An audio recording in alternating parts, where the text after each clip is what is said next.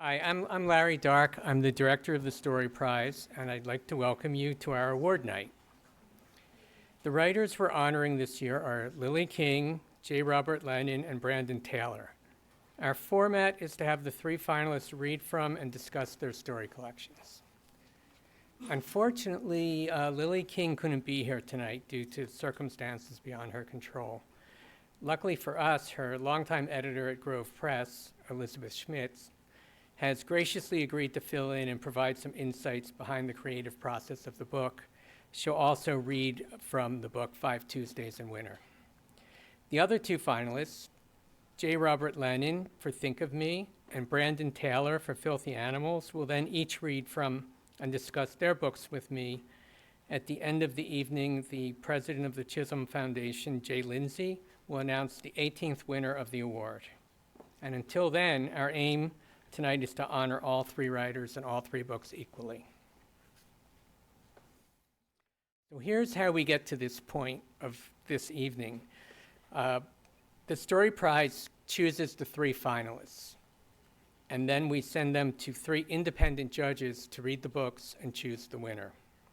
Our judges this year were Dev Ojla, David Kippen, and Kirsten Valdez-Quaid. Before I introduce the first finalist, I'd like to thank the Chisholm Foundation, which underwrites the Story Prize, the publishers, editors, and agents who champion short story collections, and the writers who write them. The first book we're going to focus on is 5 Tuesdays in Winter. So I'll give you Lily's background. Lily King is the New York Times bestselling author of 5 novels: The Pleasing Hour, The English Teacher, Father of the Rain, Euphoria, Writers and Lovers, and one collection of short stories, 5 Tuesdays in Winter. Her work has won numerous awards, including the Kirkus Prize, the New England Book Award for Fiction, the Maine Book Award for Fiction, a Whiting Award, and the Barnes & Noble Discover Award. She lives in Portland, Maine. Elisabeth Schmitz is the editorial director at Grove Atlantic. She has acquired and edited all 6 of Lily King's books, including this one, and also many other prominent titles. You're likely to have one or more of them on your shelves. So, Elisabeth.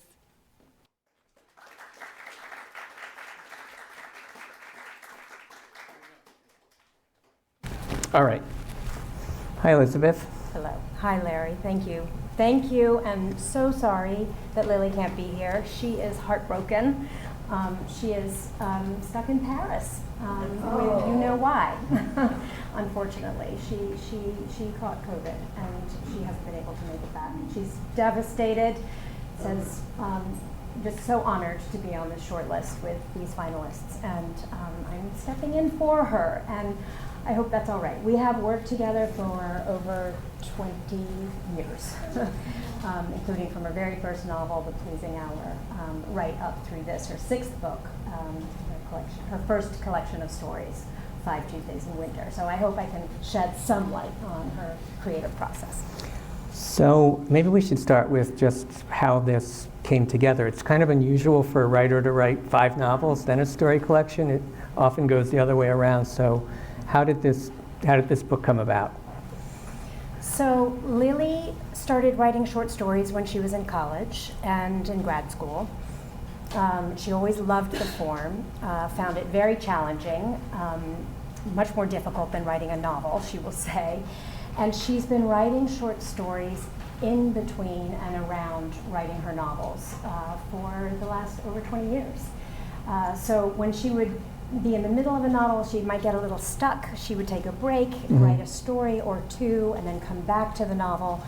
And so she had collected a number of stories over the last 25 years. And so it was always in the back of our head that someday we might collect them.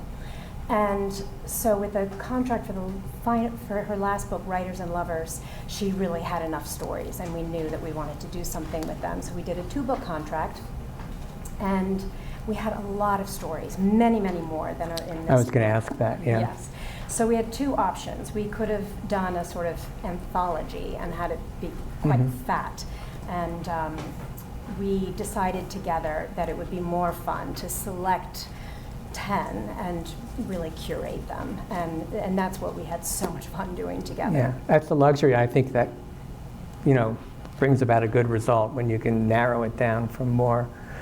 How did you decide which stories? Was there some method? Did Lily tell you which ones she wanted? Was there a lot of conversation back and forth? She sent me all of them, and she wouldn't say anything until I'd read them all and come up with my short list. And then she sent me her short list, and then we started bartering, basically. And it really wasn't that hard. And we always had in the back of our mind, we'll just save these others for another book someday. It was fun to select half of the stories were previously published in literary magazines, and half of them had never been published. And we thought that would be a fun kind of combination to do. Yeah. So what's the most, how recent is the most recent story in the collection? Just a year and a half, maybe 2. And not that she hadn't been working on it longer than that, but that's when she finished it. She was finishing it specifically because she knew the collection was Yep.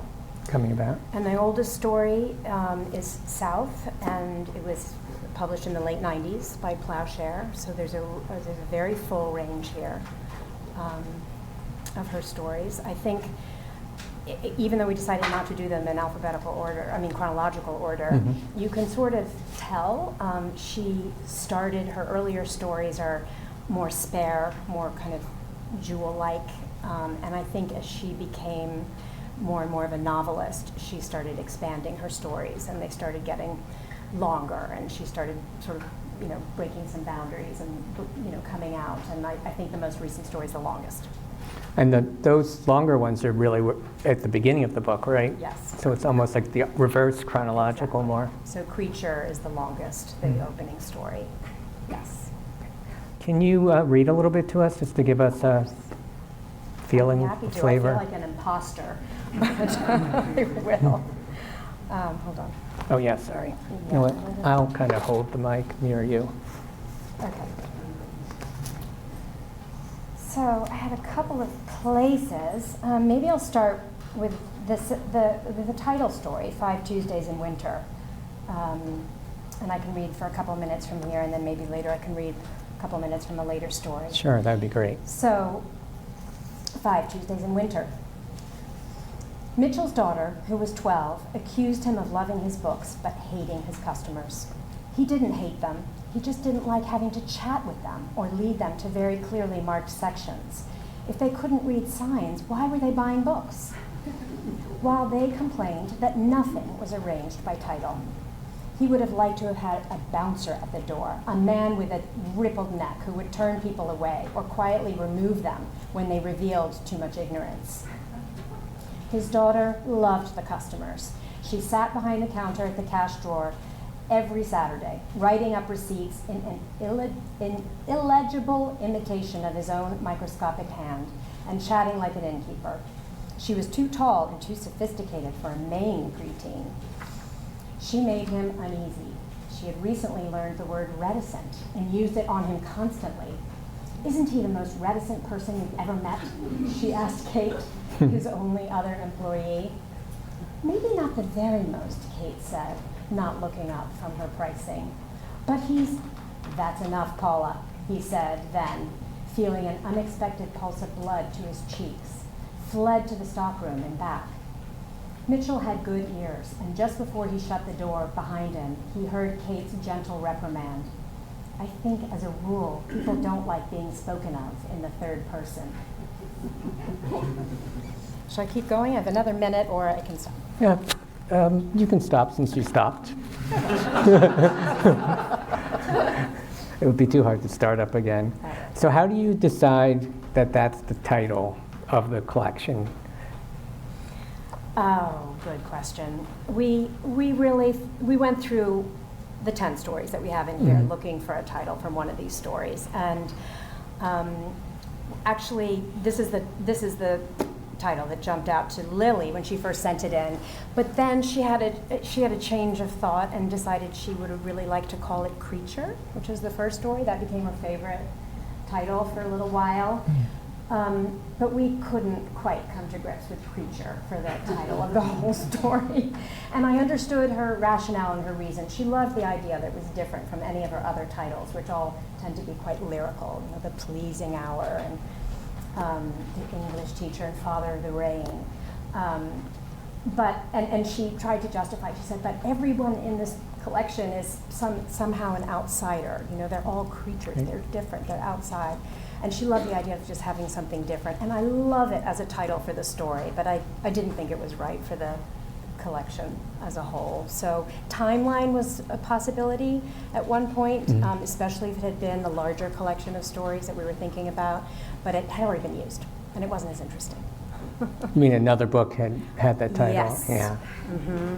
And you knew no other book had the title 5 Tuesdays in Winter, probably, right? I think we did. We actually could Google that was a good bet. Yeah. I think that's my favorite story, actually, in the collection. It's very, it's kind of moving. I mean, you got the beginning of it. It's about a father, a daughter, and a young woman who works in the bookstore with the crotchety father who he's trying to get past his wife having left him a few years earlier, and it's the daughter sort of brings them together, but not in a very blatant way, although you see it coming, but she brings them together, and it's very sweet ultimately. I agree, I love it. I mean, in terms of the order of the stories, which is always an interesting question, we've had so much fun with this. We batted back lists for a couple of months. We'd each do our own lists and zap them back and forth, and it was hard. You know, we thought about, do we want to group together stories that are similar? There are 3 stories about women becoming writers, and we thought would it be interesting to have them all together, sort of like a triptych at the end. Jubal Lahiri did that in Unaccustomed Earth, and it was excellent, and we thought about that, and but we thought about, so what happened was no. We thought we'll take each of those stories and make them the 3 pillars of the collection. So there's the first one, the opening one, when she's quite young and discovering herself as a writer, and then the middle one, young adulthood, becoming a writer, and then the final story where she's, of course, you know, a mother and young middle age. And then once we had those 3 pillars, then we started filling in the other stories in the middle, and it was fun. And it was the idea was to make them various. We wanted a new experience for the reader every time they turned the page and started a new story. So we didn't want similar sounding tones or voices or settings, not similar ages of the narrators. And so just so that it would be a surprise, every time you turn the page. Except for the last 3 leading up to the end.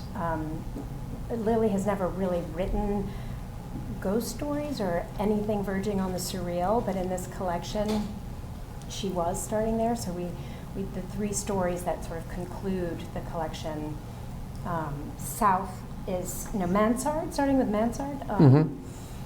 There's a mystery there that's a little bit unusual for her. There's really kind of strange mystery there. And then South, there's a ghost story. And then, of course, the last story, A Man at the Door, is sort of full out surreal. And that's quite different from the other stories in the book. Absolutely. So we thought that needed a special place in the collection. And so how would you describe that story? Well, I just love that story. It was one of my favorites, I think, partly because it was so unusual for her.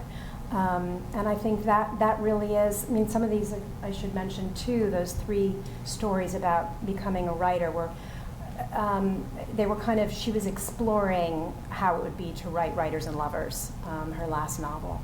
And this one is, about a woman who's trying to write and can't because she's got so much going on, and a knock at the door, and it's a male figure who's basically embodying all the negativity she's ever had from any male in her life about how she has how could she think she has anything to say.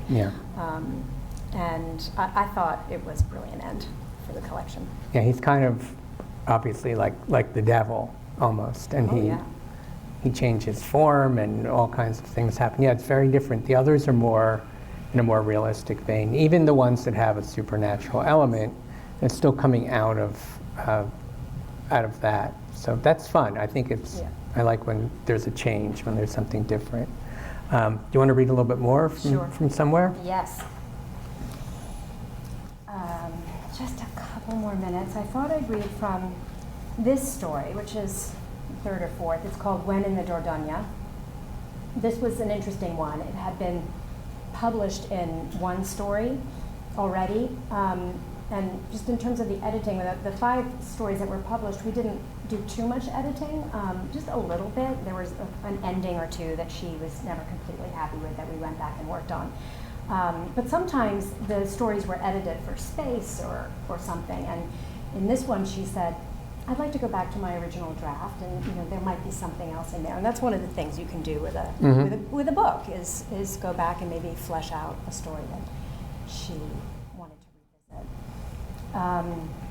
So When in the Dordogne. Oh, and this just has a great sort of origin story that came from a line that she heard from a friend she hadn't seen in a long time, and she ran into him at a pizza takeout place in Maine, and he said to her, I had this summer once where my parents went away for the summer, and they hired 2 college students to house sit the house, and because I was in the house, because I was there, I came with the house. And they house sat me too.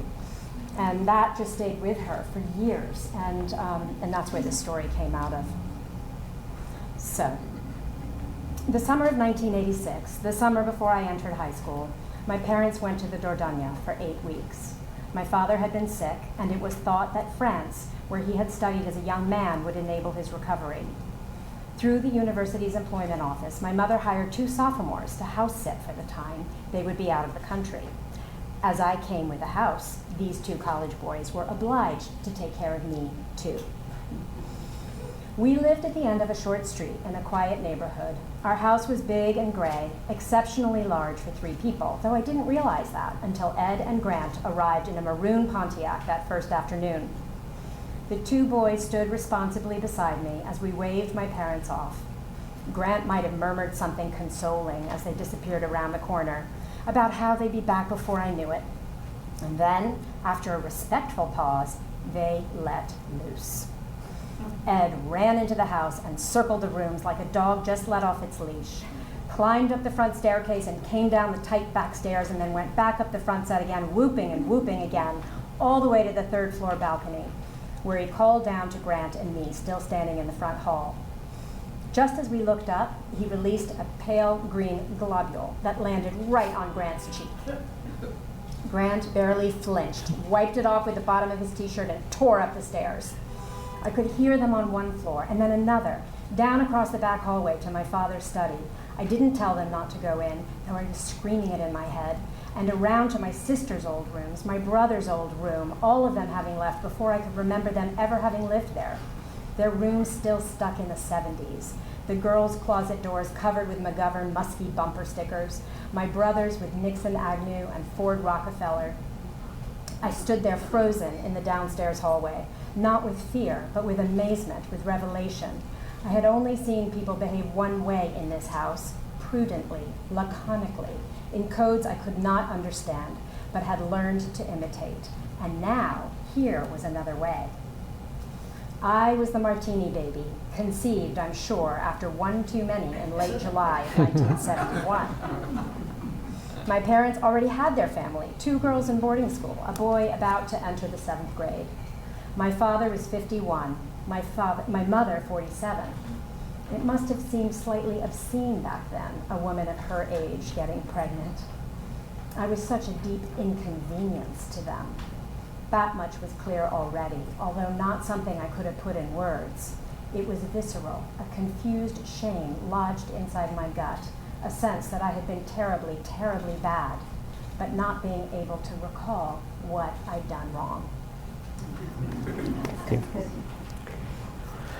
It seems like most of the stories are set in the past, maybe in the, I don't know, 80s or 90s perhaps, and they're told retrospectively from an older narrator. Yes, yes. Is, Yeah. is that just the way the stories happened?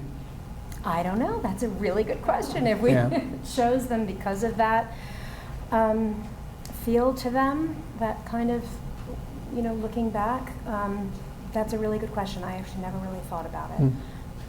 Because she doesn't always write like that. Yeah, they're very analog. There's no one has a cell phone, no one has a computer. No. Yeah, That's kind of refreshing. Yeah. Right? And I think sometimes writers do that because it's actually hard to work around the technology, which has become so dominant. Yes. Yes. Yeah, I'm working on a novel right now where he so wanted to jettison that he had his protagonist throw out everything and hit the road, everything, because he doesn't want to be traced. So he doesn't have to deal with a cell phone or internet because he refuses to touch a computer or anything. But you're right. I mean, authors are going to have to deal with that. Maybe this is one way. Yeah. What do you feel is, what's your role when you're going over the stories, you're going through various drafts? How far do you go to maybe suggest a change in plot or maybe reordering different parts of it? So I would say that with short stories, it's less of that than with a novel, which is just much more expansive and looser, and you have more to play with. Right. I think that the stories were conceived and quite carefully crafted. My edits with Lily, who I've been working with for so long, I have a crab scrawl in the margins. That's the way I edit still, pencil to paper on the side. And I think of myself, honestly, just as a very, very close reader with the luxury of time to devote to reading closely. And I ask a lot of questions in the margin, and I might say something like, this is how I felt, is that what you intended? Or, squiggly line word choice, and how about something more like this?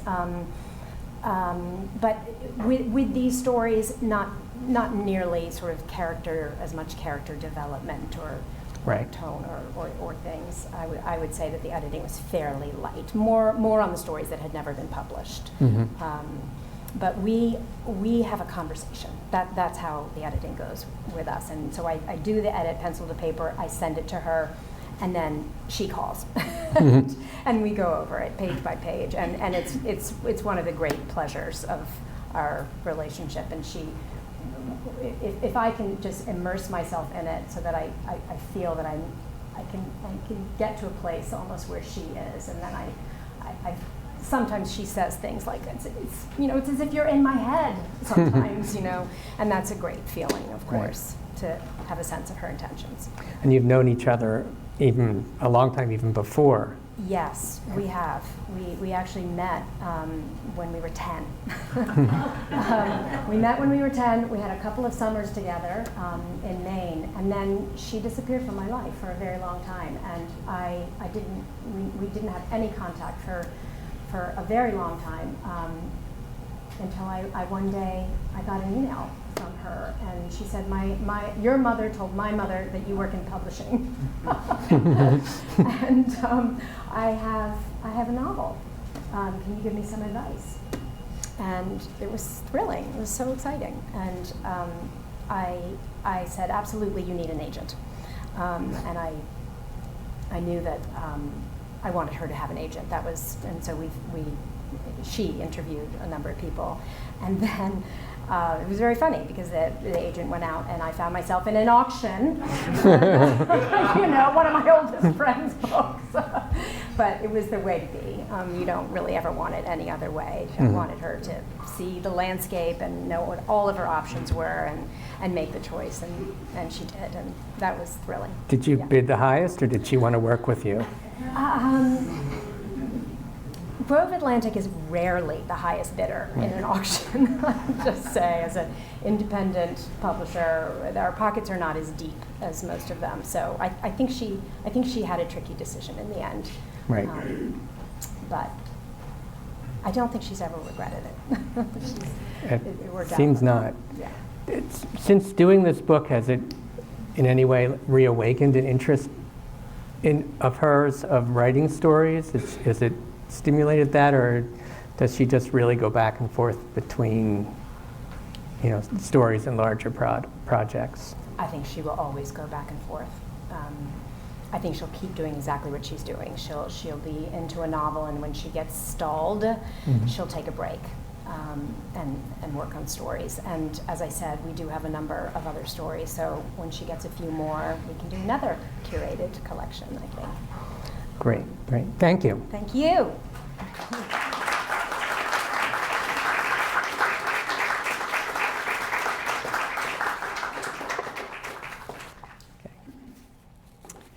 The next finalist who will read and talk about his book is J. Robert Lennon. He's the author of 3 story collections and 9 novels. His short fiction has appeared in The New Yorker, Granta, The Paris Review, and Harper's, and his criticism in the London Review of Books, The Guardian, and the New York Times Book Review. He teaches writing at Cornell University. John, why don't you come up and read from Let Me Think?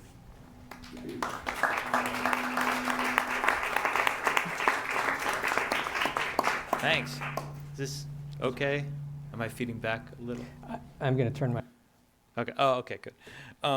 Before I start reading from this, I just wanted to point out, when we were eating dinner earlier, the writers and a few other people together, one of the subjects we talked about was a certain kind of short story where the writer seems to be building towards a certain kind of conclusion and then quietly, subtly just takes it off the table and slips in a new conclusion that you weren't expecting, but the story was about it all along. And the one I had talked about was Raymond Carver's story, Errand, I think the last story that he published. But the second story of Lily's that you read a bit of is one of them. And it so blew me away the way the story creates this sense of menace and danger, and then she just quietly takes it off the table and she gives you what the story was about all along, and it's so moving and surprising. So I really love that book. Okay, so this book was written in between the last half a dozen novels that I wrote, and most of these were experiments I made myself do to try to recapture the inspiration I felt when I was a young writer, when I was in graduate school and then as an undergraduate, when there was not much at stake and I was just messing around, but writing felt very satisfying. And so I just I would write them. Some of them I would publish, some of them I wouldn't. I'd put them in a folder marked miscellaneous. So I'm going to read a little variety. Most of them are so-called flash pieces, like very short stories. And I'm going to read flash pieces because they're kind of my favorites in the book, and because Larry had told me that this was the first flash-dominant finalist in the Story Prize, and I'm win or lose, I'm very proud of that. So here are some flash pieces. Okay, the first one is one of these experiments I did was I would open the Messages app on my phone.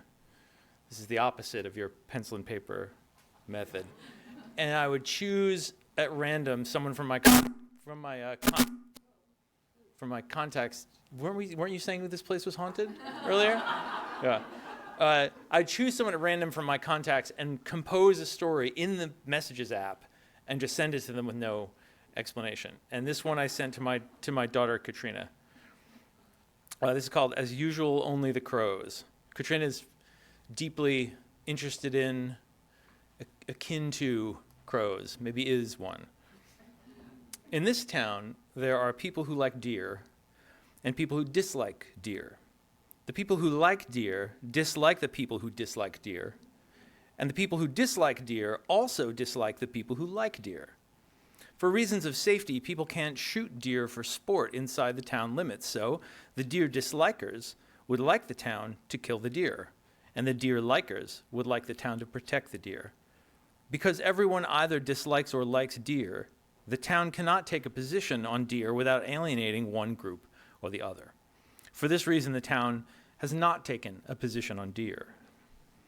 One group very much likes deer, but also would like the deer to be dead, and that is the crows. They would like as many deer as possible to live in this town so that as many deer as possible will die in this town. The crows don't care what the town thinks about deer. They don't recognize that there is a town or that there are people who like or dislike deer or one another. The crows are more interested in dead deer than live people. As usual, all human beings involved in the situation are destined to remain dissatisfied. As usual, only the crows will get what they want. Okay, so this is another assignment that my wife Stephanie gave me. My in-laws have, it's Passover this coming week. My in-laws have this special knife. It's a turkey carving knife that they only take out at Passover. And it's still in the box it came in like 1963. And in the box, my wife found a little, it's a contest entry form for a contest that has expired many decades ago. And it said, it's a prompt from Magna Wonder Knife Incorporated of the Empire State Building, New York, New York. Here is my 10 or more word statement as to why the Magna Wonder Knife food slicer is best. And my wife said, you should write this essay, but without using the letter E, which is a lipogram. It's a type of limiting exercise that I assign my students. So I thought, okay, I'm going to do it. Lipogram for a Passover turkey knife. In days of old, scimitar-swinging warriors struck mighty varmints with skillful swords, slicing in uniform blows until stacks of juicy hunks burnt scrumptiously upon smoky coals. Humans of today lack such manly vigor and cunning know-how.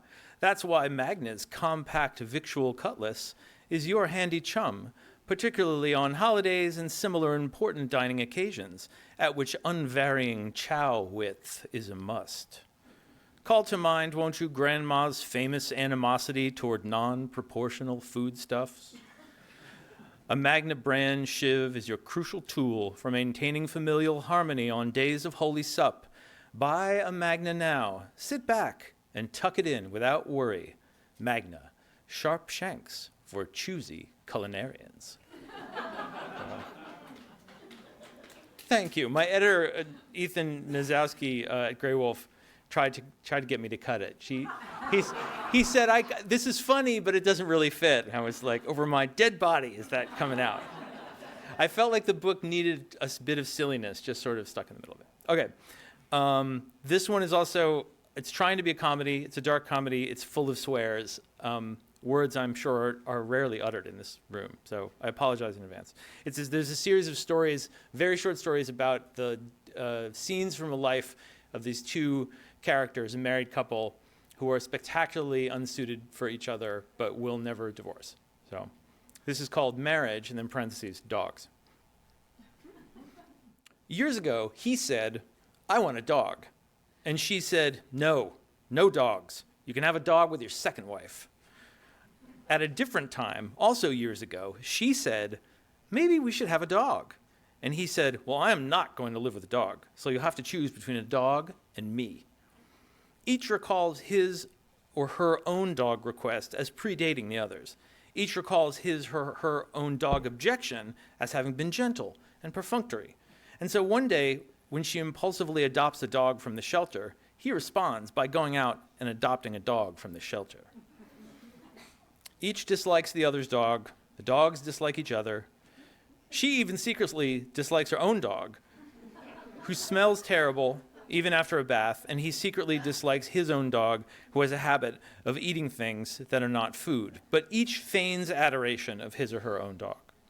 This seems to be a theme of animals disliking each other or liking each other, but never mind. Neither is willing to so much speak the name of the other's dog. They say things like, get your fucking dog off the bed.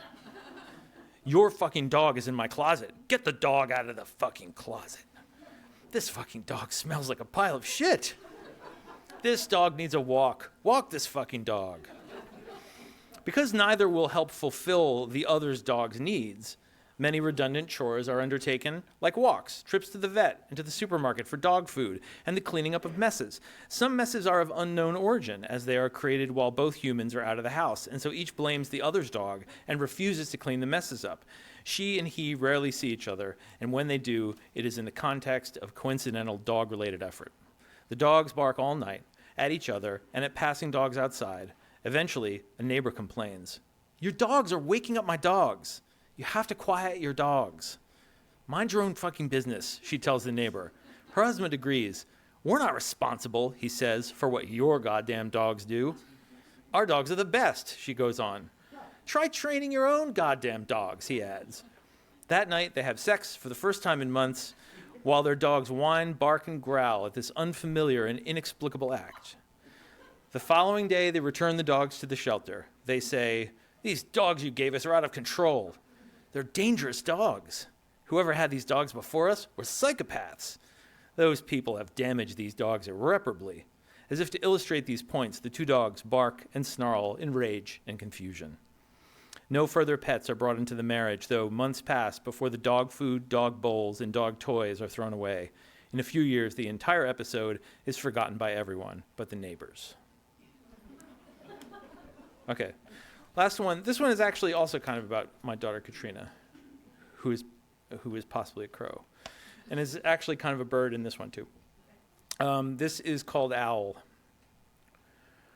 His son wouldn't take the garbage out to the barn because there was a bat, the boy said, flapping around out there. So the father muttered an oath, cinched the bag shut, and crunched across to the gravel driveway and through the dusk-darkened open door, only to find that the boy was right. There was something out there. Not a bat, he realized as the thing swooped over his head and came to rest on the seat of a disused bicycle leaning against the rear window. A small gray owl, its back to the gloom, flinging itself futilely and half-heartedly against the still, faintly lambent glass. It's confused, he thought, confused and lost. So he set down the sack of trash and he took the owl gently into his two hands, planning to release it through the open door, which he would have done immediately, had the owl not dug its claws into his fingers and puffed itself up inside his cupped hands and said in a high, strangled croak, "I'm not lost or confused, and I'm not an owl. I'm the part of your son you don't understand, and I beat myself against the glass not because I want to escape, but because I want to know how it feels." And while this speech from the owl gave him pause, he walked the rest of the way across the barn to the door and freed the thing into the night air because he didn't know what else to do, and because it frightened him to have the creature in his hands. Then he dropped the trash bag into the garbage can as planned and went back into the house to apologize to his son. Thanks.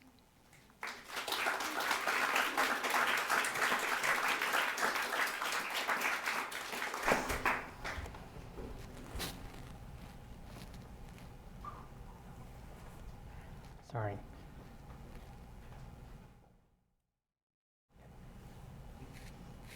Okay. This one is not turning on. How about the other one? It's, yeah. Okay. I mean, at least the display is showing. Yeah. Okay. Okay. Hey. So yes, you're right. This, as I said, I'm right actually. This is the first book of flash or even very short fiction. I mean, how do you differentiate between flash and, you know, a 3 or 4 page story? Is that different to you? I don't know. I mean, I feel like the difference between individual very short stories is more important than the difference between a generic very short story and a generic slightly short story. You know, I don't even like the term flash fiction, although I think most of us who write really short things don't like that term, but also don't have a better one. So that's where we're at. But yeah, another thing people were saying at dinner was that it's kind of impossible to write a perfect novel, and that's part of the charm of a novel, but it is possible to write a perfect story, and the idea that you choose something so tiny and like maybe you can just chip off the facets so it's absolutely flawless is a delightful challenge. It's even fun to fail at it.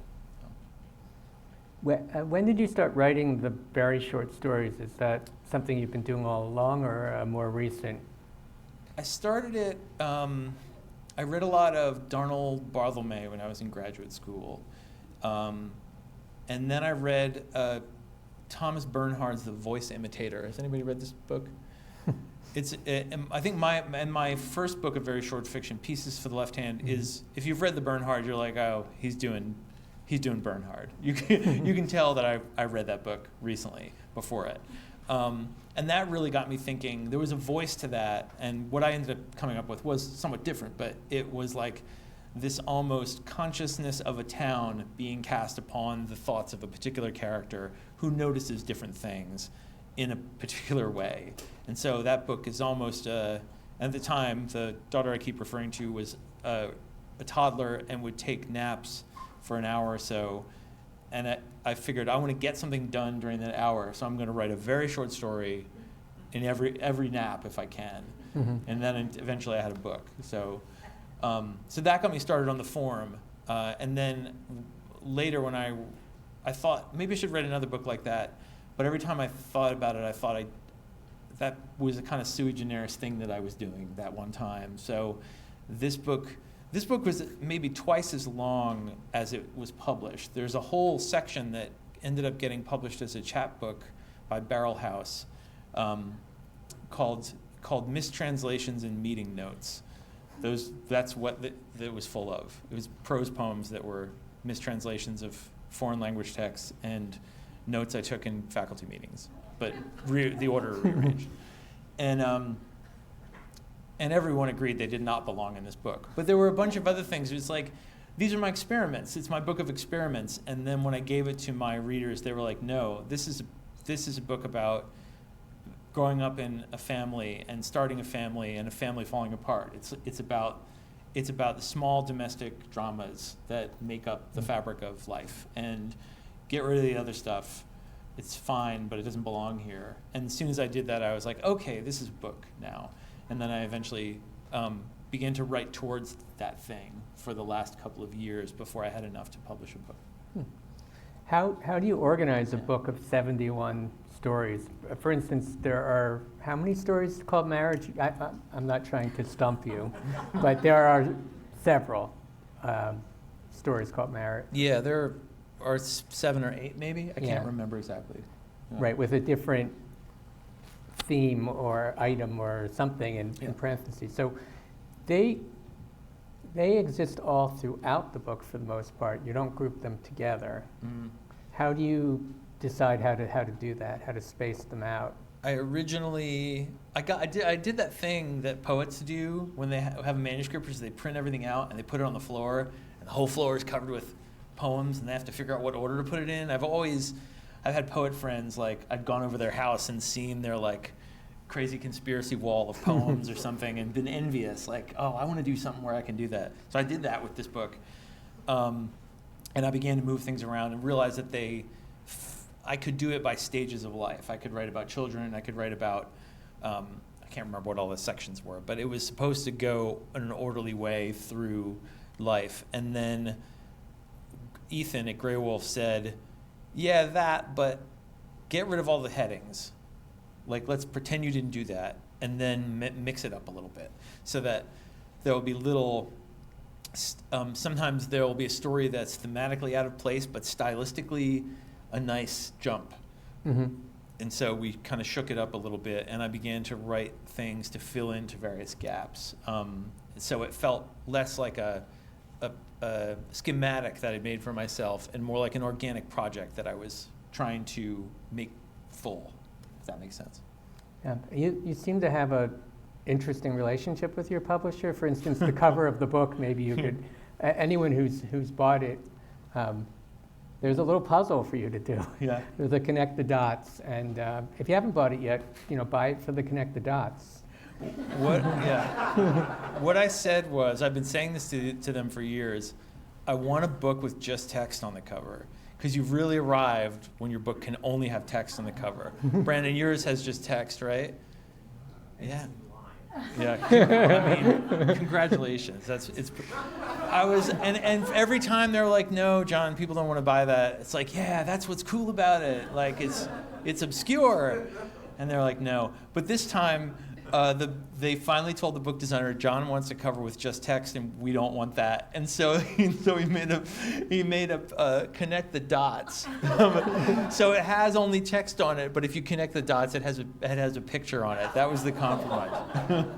They're the same number of dots as number of stories, right? Yeah, and this was the sad thing. I still feel guilty about this, that the designer had executed it just flawlessly, and then I cut like 8 stories.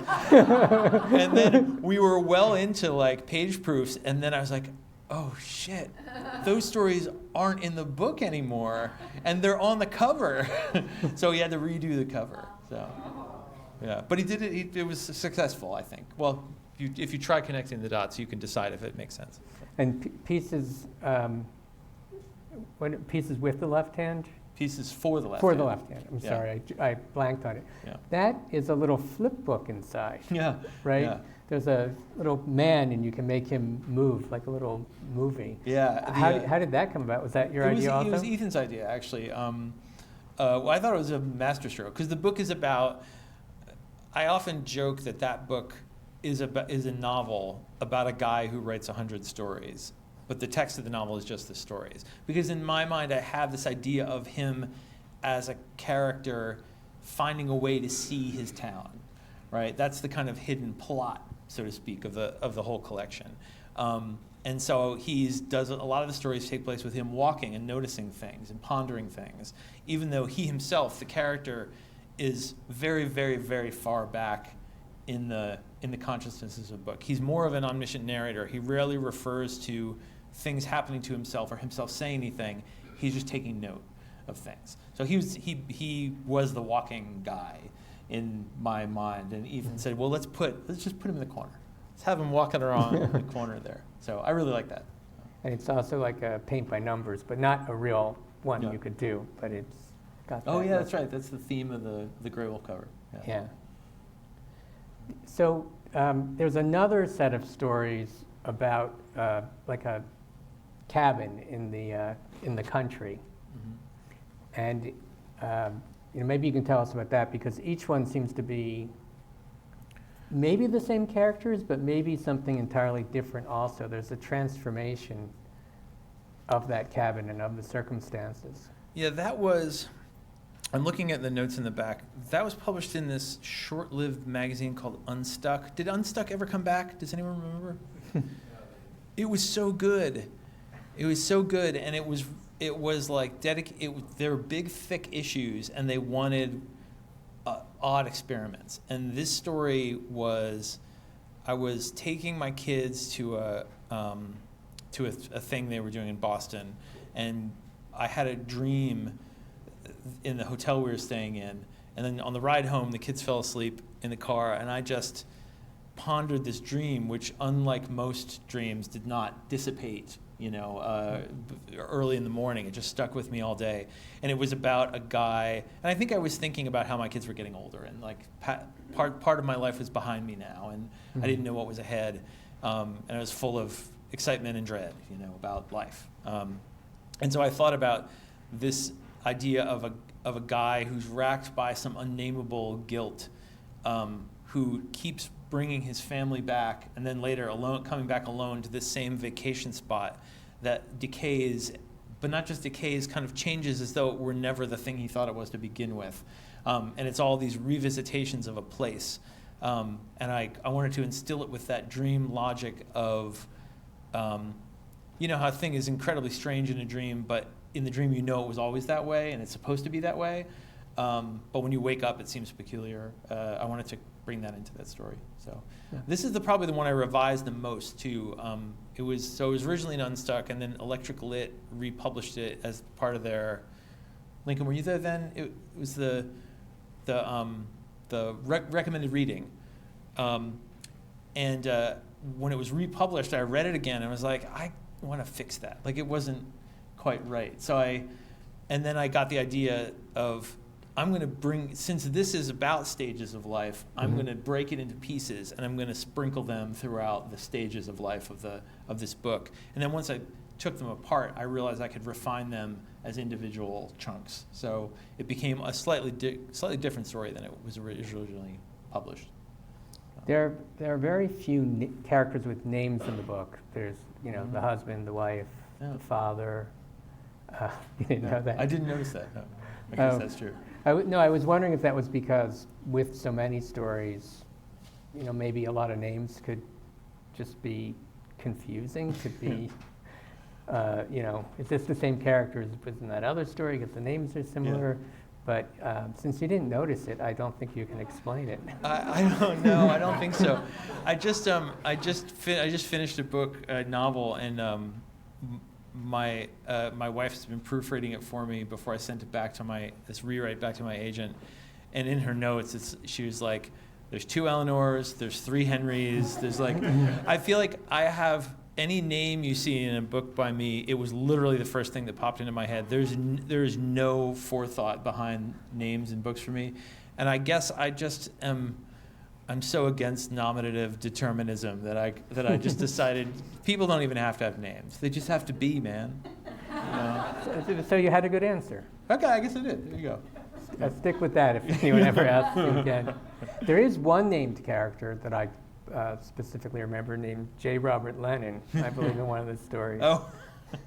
Yeah, can you tell us about that one? I don't know if you'd call it an autofiction. No. Because it's very...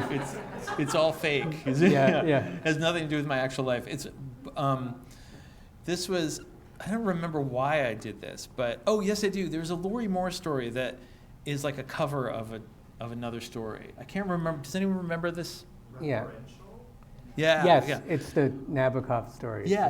And I thought, I like Lori Moore. I like that story. I'll cover a Nabokov story too. So, and one of my favorite Nabokov stories is The Visit to the Museum, which is another dreamlike story in which a Nabokov-alike character goes back to his homeland as a favor to somebody and ends up trapped in a place where politically he cannot escape. And it's through the bowels of this museum. It's a comic story, but it's extremely disturbing, and its ending is very surprising. And this was right around the time, I wrote it right around the 2016 election, and I had that feeling of just by a hair's breadth, the future was changed. Mm-hmm. And so while I was thinking about this, Ben Winters, the novelist, he edited a online collection, I think for Slate or Salon, I think. It's in the notes, of reimagining the 2016 election, what could have been or what would have been. And I realized my Nabokov idea was a perfect vehicle for this. So, I don't know if you remember this, during the 2016 election, there was this thing about Trump using the wrong, it's just one of the many bits of half-assed corruption that were exposed and nobody ended up caring about. But it was like he used the wrong money to pay somebody to paint a picture of him, and the painting is really terrible, and it's like hanging at one of his properties somewhere. And so I decided to make it about that painting. Someone goes to look for this painting, and in the world of this story, it's one where Trump did not win, but when he emerges from the museum, spoiler alert, he emerges into the world where it did. And in this other world, I am a smug, sneering writer of pulpy bestsellers instead of a truly hip, cool, intellectual with poor sales that I am in real life. But there's definitely a part of me, there's a smarmy part of my personality. I thought, I'm just going to bring that out and just give it to this version of myself that I'm utterly mocking that part of myself as an alternate universe version of me. So. You mentioned that you cut 8 stories while this was in process. How many stories were in consideration for this book that you narrowed it down to 71? I mean, yeah, I don't expect an exact number. I think it was like 120 originally. And then the meeting notes and the mistranslations came out in a big fell swoop. And then there were a bunch of others that I liked them, Ethan liked them, but he said there's another story that does a similar thing, and this one does it better, so let's stick with this one. So I feel like when I do these little experiments, I get caught in these habits of composition that I don't even realize I'm doing. So that's one of the many reasons you need a good editor, by the way. So. Is it easier to finish a very short story, or is it harder because every word counts for more in a sense? I don't know how to answer that. I feel it's easier for me in a sense because when I get it, when I hit what I'm trying to hit, it comes very, very fast. But then they're all the ones that I don't hit it at all. So I just don't do it.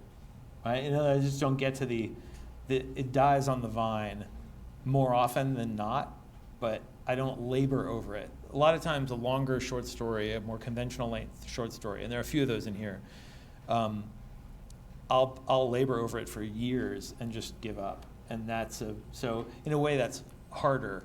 But one of the things that's freeing about writing something really short is that if it stinks, so what? You just spent 20 minutes failing, instead of 3 years failing, So it's refreshing. It's sort of like, I feel like I don't know if the other writers would feel this way, but I feel like my work ends up being best when I convince myself it's no big deal, no one's gonna read it, no one's gonna publish it, it's stupid, I'm just doing it for fun.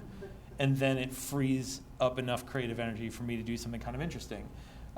Whereas when I go into it with a plan to achieve a certain effect or to reach a certain level of profundity, I begin like tripping over my own whatever I'm tripping over. So, yeah. Is this something like your writing process? Are you always writing these, shorter stories while you're also writing longer stories, while you're also working on a novel? How does it figure into, your plans? Yeah, in this book, the answer is yes, but I haven't written any really short fiction since I finished writing this book. I have been writing little essays, little personal essays, which I guess are the next drawing from similar creative place from these. But yeah, it's, the novel I've been writing is very, very different from most of the fiction I've written lately, and I've taken little breaks from it and, written a tiny personal essay. And now I have like 30 or 40 of those, so someday it'll be a book, I hope. How do you, this may sound like a dumb question, but how do you know it's an essay versus a story? Because it's true. Like the owl story, everything in that is true except for the part where the owl talks and is actually my child, which was made up, right? But so it's your intention to stick to the truth. Yeah, I mean, I've heard certain essayists say that all their essays are bullshit and they just make stuff up, which okay, but for me, it's not exactly an ethical line. It's like it's a fealty to the creative juices that made me do it, Mm-hmm. right? So there's one story in here called Therapy that's almost an essay, but I made just a couple of little things up to make it more what I wanted it to be, and it became at that point a short story, So again, you could call that autofiction, I guess, but I don't know. Autofiction is one of those things that's like always been, and people make up new names for it every 30 years or so. So right. Yeah. But yeah, I really do want it to be true if I'm going to call it an essay or a memoir or whatever. Okay. Well, thank you. Thank you very much.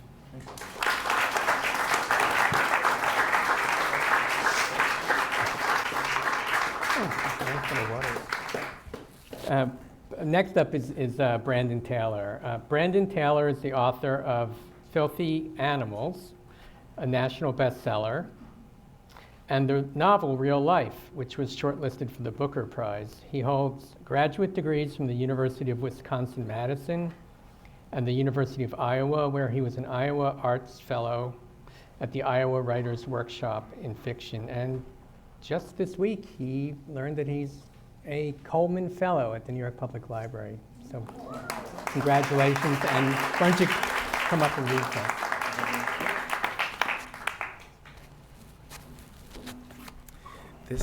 I will say that I love the Story Prize. I am such a groupie. I think my friend Pam and I were talking about this earlier.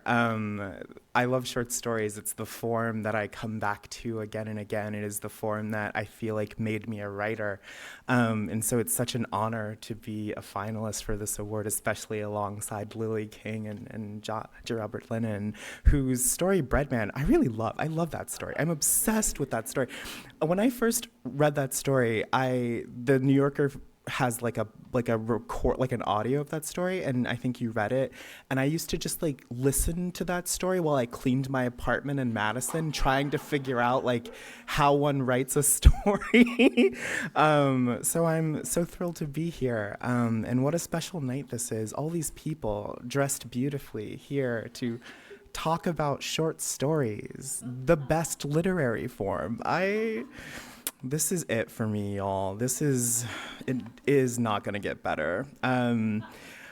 I'm going to read from a story called What Made Them Made You, which is the story that I tore up while we were in proof pages to rewrite.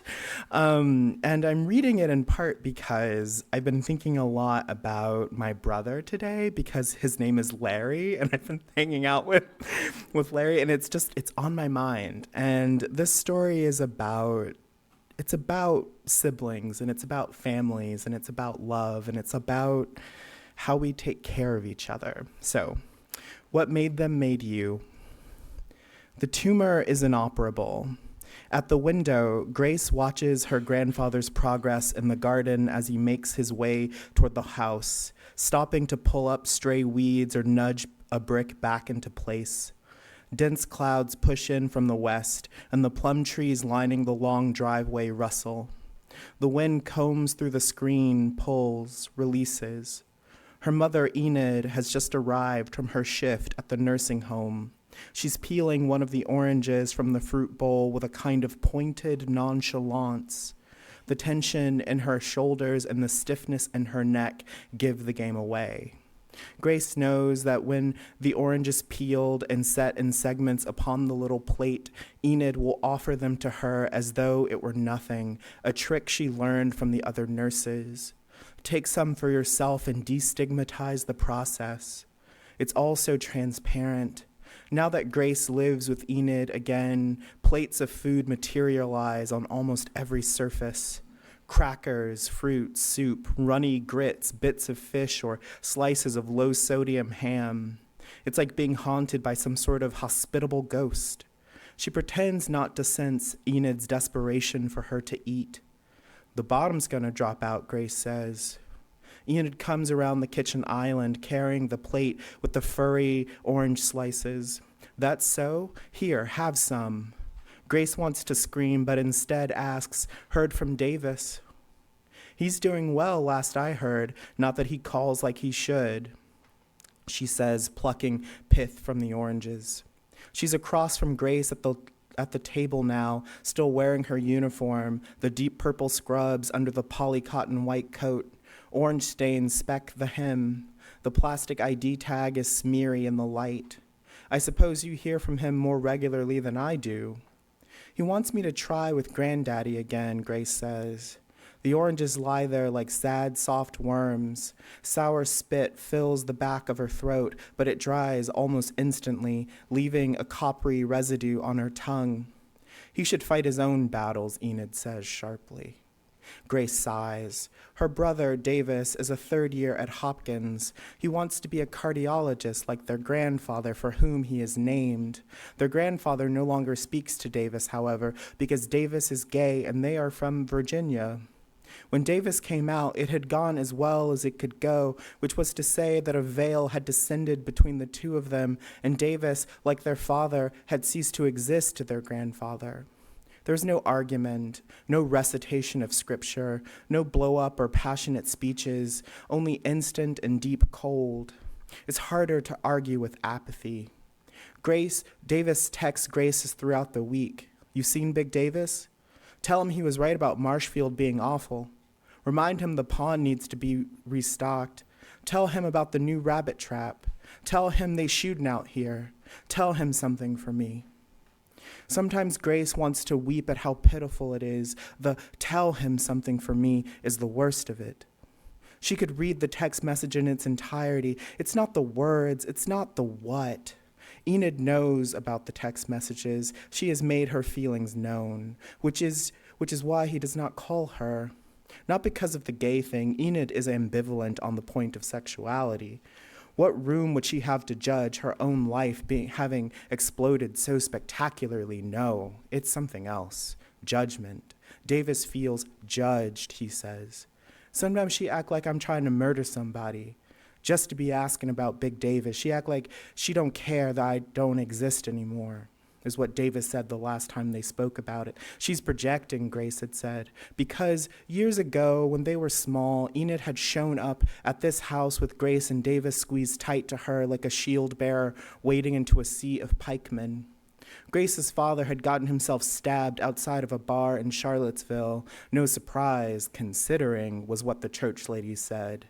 It had never been a secret how Big Davis felt about white people, and here Enid was. The church ladies had words for that too, begging, cut off from her own kind, like she hadn't known what would happen.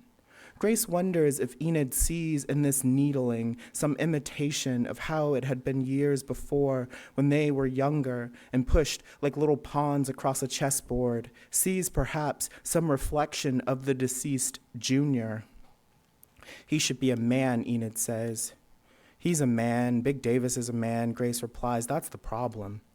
Men in trouble like water in a grease fire. We ain't, Big Davis replies as the door bangs shut behind him. Sweat and the scent of earth trail out ahead of him. He bends down and kisses the top of Grace's forehead. She rubs his back, feels the damp of him through the shirt. His whiskers bristle against her cheek. He's purple-black with stark white hair, deep blue eyes. You are, Enid says, Big Davis. Enid, he says, taking from the plate almost all of the orange segments. She squints at him. Grace feels a flutter of relief, leans back in her chair and lets it hold her up. The strain of maintaining her posture has left her feeling a little winded. I sure thank you for taking Grace in for the appointment today. Well, I took her fishing, I took her to school, I took her out to ice cream, to the movies. I reckon it makes sense I'll take her to get well. All that in one day, Enid says. Big Davis grunts. Don't get smart with me, he says. And though there is some playfulness to it, there is also danger. It's the edge of a temper that in Grace's father turned violent and evil. All those nights, Grace and her brother squeezed together into the kitchen cupboard while their parents screamed and broke things upstairs. All those nights of noise and tumult, banging doors and raised voices. The room vibrates with the quiet that comes after Big Davis's voice, so much like her father that she's seen her mother flinch a little. She goes whiter, but then thunder cracks over their heads, releasing them. Gracie Bug, we better go, she says. Don't call me that, Grace says with more resolve than she feels. Her arms betray her, shake when she goes to push up from the chair. They both reach for her, and it is worse than the stupid name that they expect so little from her, that she can expect so little from herself. She pulls away, feels the obscure tubing of her port shift inside of her. Baby, rest a minute, Enid says. Y'all don't have to rush off, Big Davis says. You can stay, eat at least. I know you hate driving in the rain anyway. Enid frowns at this. Grace folds her arms across her stomach and watches the calculation behind her eyes. It is true that Enid is wary of water on the roads. She has a pathological fear of being swept away in unseen floodwater, drowning in her car. Years ago, at the height of her terror, she had refused to drive across any bridge, fearing that it would give way and plunge them to their deaths. Junior used to make fun of her for it. One Christmas, Enid had been driving them home from dinner at Big Davis and Mama Lil's house. Junior, drunk, high, reached over and snatched the wheel just as they crossed the bridge, and the car, with Davis and Grace drowsy in the back, swerved. For a terrifying few seconds, they were free of gravity. The whole of the car seemed to lift and turn easily, swiftly, with more speed and force than seemed possible, and they held their breath, waiting. Then the wheels found the road again with a solid jerk and squeal. Junior's laughter broke out in the car, loud, calamitous. Enid wept the rest of the way home. He kept asking, What you so sad for, baby? It's Christmas. And I'll stop there.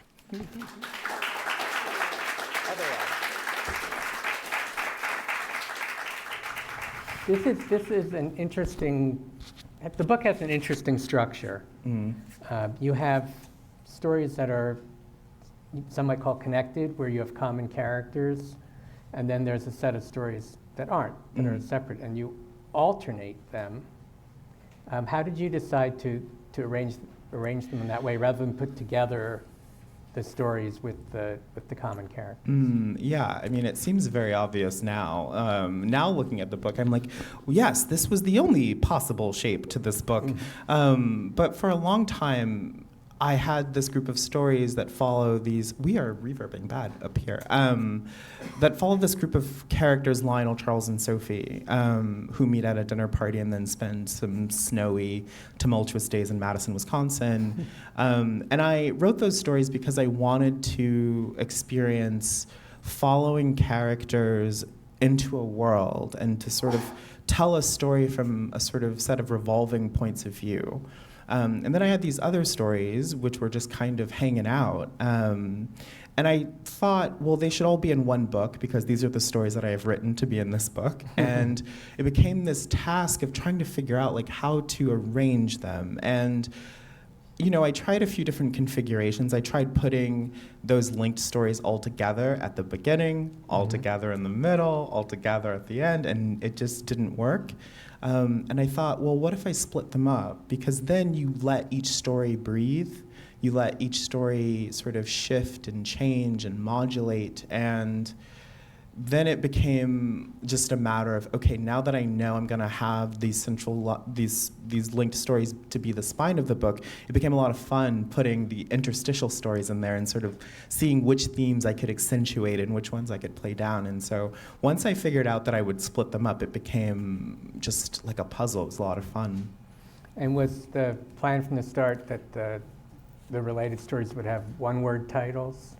No, so they used to have these very Baroque titles. So the story in the book that's called Potluck, Potluck used to be called They Belong Only to Themselves, very Garth Greenwell, who's a dear friend of mine. He's amazing. And the story that's called Flesh used to be called God is Not Flesh But Air. And I know, it's real bad. And then the story that's called Proctoring used to be called French Absolutism. Apartment, I think apartment was always apartment except for that brief period of time when it was mountain air. Meat was always meat. The sort of final story was always meat. And the story that's called Mass was always Mass. And so once I decided they were going to be in the book, I was like, well, these titles, they gotta go. And they ended up with these one-word titles almost kind of by accident. Like I wasn't trying to make them one word. I was just trying to make them not bad. And I ended up with, I wanted a feeling of, I wanted it to feel very schematic, like very solid and like very sort of, not rigid, but like a schematic, like something very simple and austere. And so I ended up with these one-word titles that way. But my initial goal was just to make them less purple. It was very Baroque. The Lionel character is one of the common characters in the stories. It almost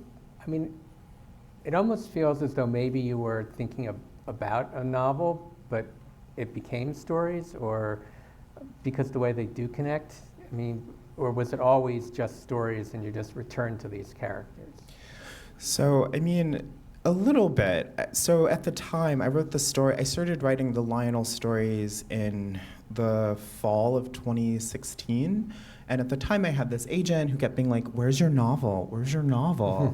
And I kept being like, no, I'm a short story writer. I want to write stories. And then I read the short stories of the Canadian writer Mavis Gallant, and one of her, NYRB issued one of her collected works called, I think it's Varieties of Exile, and in that book they have two suites of linked stories.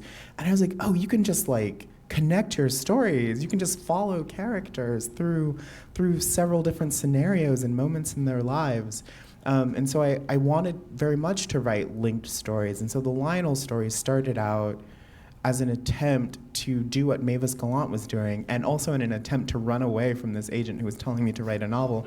And so that's really why those stories are linked, is because when I read those Mavis Gallant stories, I was like, oh, this is everything I want. Because as a reader, I'm very clingy. I don't like saying goodbye to characters. But I also love short stories, and so it was a way of having both, the best of both worlds. Have you said goodbye to these characters, or do you think they'll come back in some other form? Oh, I mean, if you listen to my detractors, some might say that they're all just the same character. I feel like I might. I mean, I have this wacky theory that my first 4 books are all interconnected. The worlds are interconnected. Like, there's a character from this book who is present in my next book, and characters recur all the time across the books. And so I feel like, yeah, I'm never quite saying goodbye to them. I'm never saying goodbye to the characters. I never invent a character who I can't use more than once, is my feeling. It's like you go through the effort of like inventing a character. They have a whole family. They have like a house in your mind. Like, I can never, and so I'm like, I'm not gonna waste that. It's like there's a whole world there, yeah. So I don't think I've said goodbye to them. I'm sure they'll come back eventually. They always do. Did you write those stories in order? Because they're in chronological order in the book, and it's actually over a very short period of just maybe 2 days or maybe even less. Yeah, not only did I write them in order, I wrote them in like a week. Like they were, it was like Monday's story, Tuesday's story, Wednesday's story. I wrote them all in order, and so I wrote, the first, all of the stories except for Mass. I didn't write that. I started that story, I think I started that story like the week of the election in 2016, and was like, I have no more thoughts, and I put it away. Mm-hmm. And when I was putting the book together, I was at an MFA program, and I was like, I feel like I'm not quite done with that story. And so Mass was the last story of, that group of linked stories that I finished. But it was actually the second piece of fiction that I finished after writing Real Life, my novel, after not writing fiction for like 9 months. Finishing a novel is kind of like a spiritual death in a way. And so you have to like wind your way back. And as I was coming back to writing after finishing Real Life, Mass was like the second story that I finished. And it felt like, wow, a whole life had happened in the sort of putting the story away and taking it back out. But yeah, the stories were written in order, sort of on one sort of continual beat almost. Yeah, it's interesting because Lionel's a graduate student. I guess Charles and Sophie are also, they're dancers, but they're in a program of some kind. And you actually don't often see that. It's like that in between, college and what you're going to do next. And I think I don't know, tell me if I'm wrong, but there seems to be that pressure on all of them to move on to what's next. Yeah, I mean, that period of your life when, you're kind of figuring out what is important to you, what matters to you, how are you going to live, like, where are you going to live? A lot of us were figuring out in grad school, and there was this tremendous pressure, not just to, like, quote unquote, find yourself, but to become like a finished product, so that you can go out and be a good capitalist drone, I guess. And it just felt, like that period of life is so full of feeling and so intense, and the stakes feel so high. And I know that sometimes you like look at it from the comfort of hindsight or our comfort or like our comfortable lives. But when I think back to like working 18 hours a day in a research lab and not knowing if my thesis project was going to work, and knowing that if that thesis project didn't work, I had wasted 5 years of my life and hundreds of thousands of dollars put toward training me, and I wouldn't get a diploma, like it felt like there was a sword hanging over your neck all the time. And I'm like, how could I as an artist turn away from such a high stakes, right. The high stakes of graduate school? But yeah, that period of life there's tremendous pressure to become and to figure out what you want and what you need and who you are and what's going to matter in the grand scheme of things. And I feel like in my writing, that's where I'm drawn to again and again as a writer, is to those impulses of people under tremendous pressure. So you were a graduate student in the sciences. What made you switch out of that and into writing fiction? How did that come about? Well, I was always writing little stories. That was always a thing that I did. I loved writing little stories, but I was also very serious. I was going to be a neurosurgeon. That's what I decided when I was 5, and I pursued that until I was like 22. And then I made the terrible choice of switching to research biochemistry. It was a real step down in the world. And I was, the short of it is that there was a time in graduate school in science when my experiments were not working, and a lot like writing when you're stalled on a novel, but the science wasn't working, and I didn't know what to do. And my thesis advisor called me into her office, and she sat me down, and she was like, if you don't start producing results, I'm gonna have to ask you to leave this lab. Okay. And later I discovered that the science, I was fine. It was someone was sabotaging my experiments, actually, and it was not great, which is why I'm no longer a scientist. But it was this moment of like, oh, I don't have rich parents. I don't have a safety net. If I get kicked out of this program, I'm gonna have no money, no way to feed myself, no way to even get home to Alabama. And so for me, it was this moment of like reckoning, and I thought, I should have a backup plan. And so my... There's short stories for your backup plan? So this is not going to make any sense, but follow me here. Okay. So my backup plan for the sudden precariousness of my life was to apply to MFA programs, because I thought, like, I can, like, get an MFA. I can, like, if I get into a program, that's grad school, that's, like, a stipend, I can, like, figure it out. And so this grand plan of mine was to print out my short stories and drop them in a mailbox and apply to one MFA program to the Iowa Writers Workshop. And I was like, if I get in, it'll be great. Like, it's like the most select program in the country. But I was like, this will be fine, right? Like, it'll be...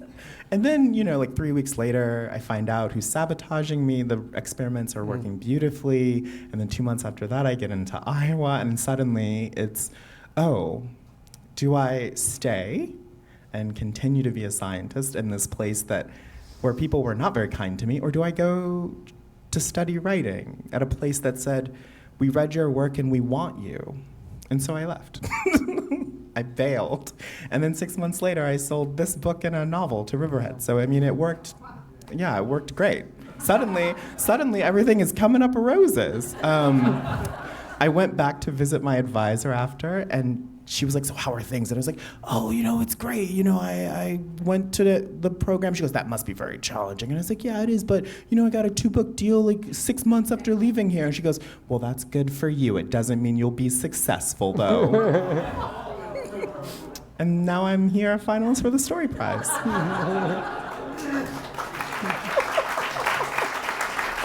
So it worked. You think you made the right call? I agree. There's a lot of dance in those stories also. How do you know about that world? Do you know dancers? Did you encounter them when you were pursuing various other degrees? I sort of wish I had. I mean, that would have been delightful. No, so I always loved dance, but I grew up on a farm in Alabama, and I loved ballet. I wanted to be a dancer so bad, and my mom was like, no, that'll make you gay. And then I sort of if I had a time machine, I'd be like, look, that is a done deal. Like, let the boy be Balanchine. Let him. I could be doing the 4 temperaments right now. I could be melancholy. It would be great. But no, I really love dance, but I never got to do it as a kid. And it's interesting, when I sat down to write these stories, I knew that I wanted to write about dance. I wanted to incorporate dance into the book. Because I had read Jane Hamilton's brilliant, Short History of a Prince, like that novel about a ballet dancer in the Midwest. It's a great novel. Jane Hamilton, one of our great unsung literary writers in this country. But I was like, I don't know anything about ballet. And so I started researching, which means, of course, getting on YouTube. And I came across this video of World Ballet Day, where they go into various ballet companies all around the world, and they film morning class, and they film them dancing.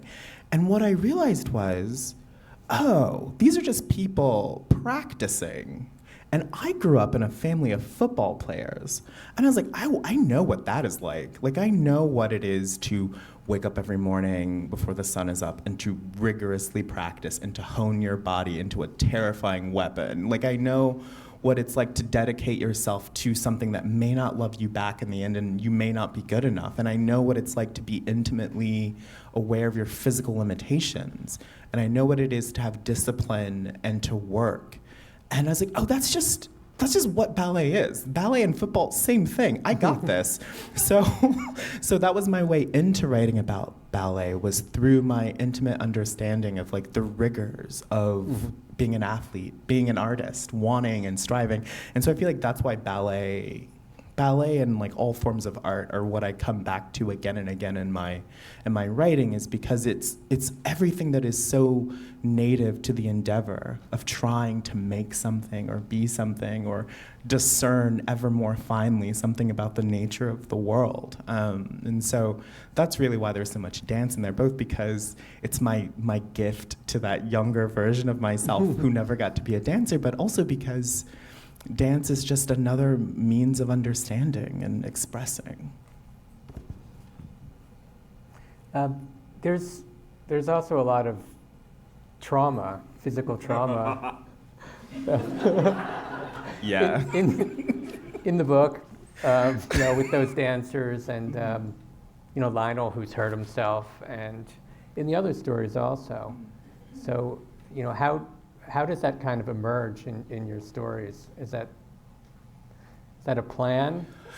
No, I feel like it comes from just trying to be honest about the body and the fact of existing in the world as a person with a body that the world has opinions about. And, I whenever I'm lost in a story, and this comes from reading romance novels as a child, whenever I'm lost in a story, I just remember like the most primal fact of a narrative is the body. Like, you can always come back to a physical self.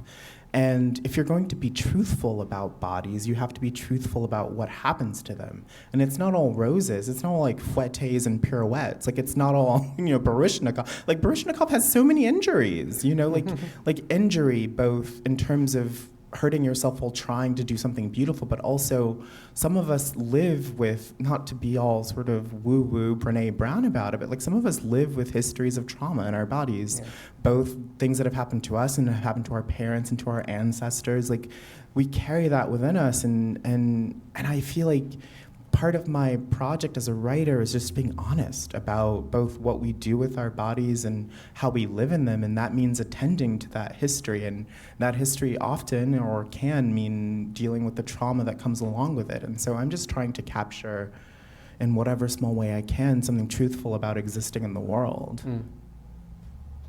That comes into the other stories also a fair amount.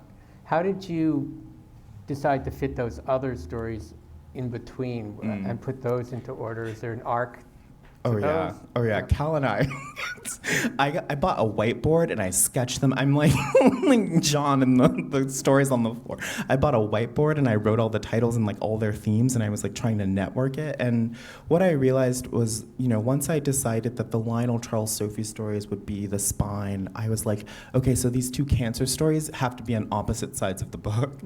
And these two stories about difficult brothers have to be on opposite sides of the book. Like, once I had sort of decided what the central line of the book would be, then it was a matter of making sure that the stories where there was too much overlap, that I didn't let them sit too closely to each other.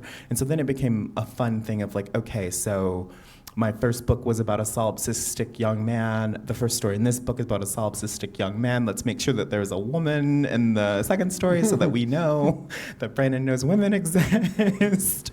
And so it's like, okay, so then the other story about women, we should make sure that they are spread throughout the book so that they're doing interesting work and that they're breaking. And so then I was like, then it was just like a matching game almost, thinking about what was important to me and what what I wanted to do with the various structures that were in the stories. And once you know what the themes are, it's just kind of like, don't put two cancer stories next to each other unless you want a terrible Goodreads store.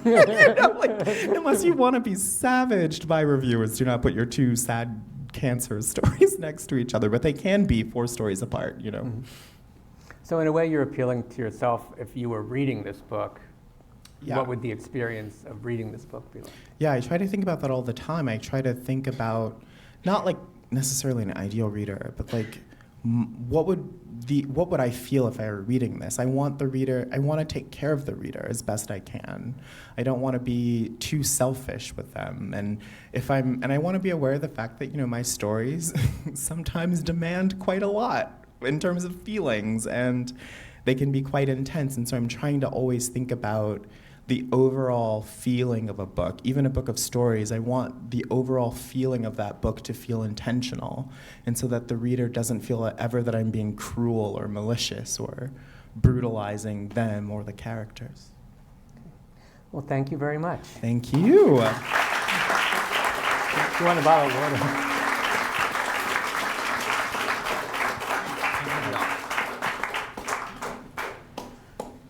And now, Jay Lindsay, the president of the Chisholm Foundation. Did I say that right or close? You're getting better. I'm getting closer. The Chisholm Foundation will tell us who's won the Story Prize this year. Well, thank you all so much for sharing this evening with us. It's great to all be together. The Chisholm Foundation has been extremely proud over the last 18 years to underwrite this award, and it's been such a pleasure for us as a foundation. But we've never felt more that way than this evening as we honor these 3 outstanding authors. Elizabeth, John, and Brandon, thank you so much for your readings and for the conversation. It's been very enlightening. I'd also like to acknowledge our judges, Dev, David, and Kirsten. Once again, they had the extremely difficult task of selecting amongst these incredible works to decide upon the winner. The 2 finalists this evening will each receive a runner-up award of $5,000, and the Story Prize winner will receive the first prize award of $20,000 and the silver engraved Story Prize bowl. Without further ado, the winner of the 2021 Story Prize is Brandon Taylor for Filthy Animals.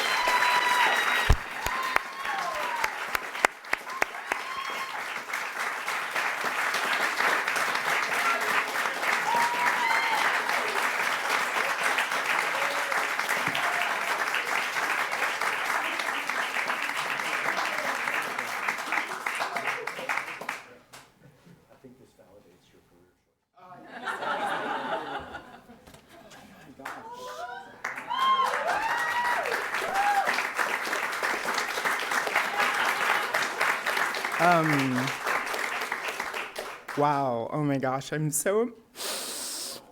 love short stories. I want to say, first of all, thank you to my agent, Meredith Simonoff, who believed in these stories and in me. And thank you to Cal for letting me tear up a story in first past pages. Thank you to my friends. I mean, you guys mean the world to me. And thank you to John and to Lily and for all the short story writers in the world. Because you write stories that make little annoying scientists in Madison, Wisconsin want to write too. I'm so grateful. Thank you so much for this. It means the world to me. Thank you.